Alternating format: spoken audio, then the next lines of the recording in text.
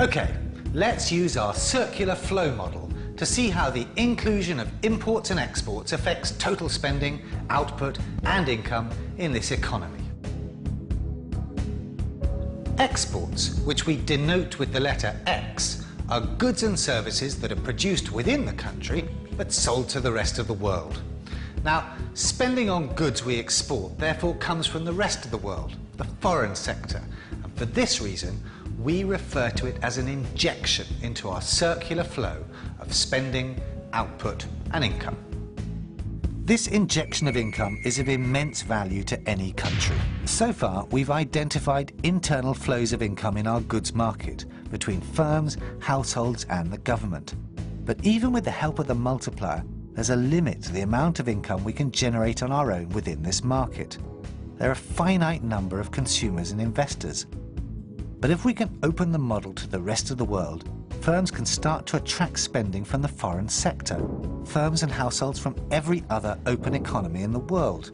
Adding exports to our model requires our firms to employ more factors of production, generating more income for our households, allowing them to increase the consumer spending, and once again, sparking the multiplier into action. So, where we left off, total spending was made up of consumption spending plus investment spending, and also government spending. Injecting exports into our flow, total spending now equals C plus I plus G plus export spending X. So now that we've brought exports into our model, what about imports? Imports, represented by the letter Z, are goods produced by the rest of the world and purchased locally by us. They could be consumer goods, as well as capital and intermediate goods such as machinery or equipment. And since part of our spending now goes on goods produced by other countries, imports represent a leakage from our circular flow of spending, output and income. As we've seen, some imports like fuel are essential because we cannot produce enough locally.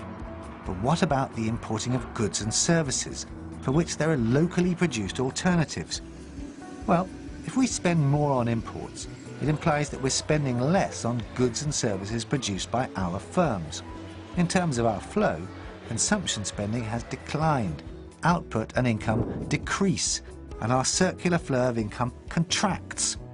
Adding imports to our model indicates that total spending now equals C plus I plus G plus X minus imports, Z. That's the leakage from our circular flow. So, as a general rule, we can state that if exports increase while imports stay the same, then aggregate spending, output and income will increase. But if, on the other hand, imports increase while exports stay the same, then the level aggregate spending, income and output will fall in our economy.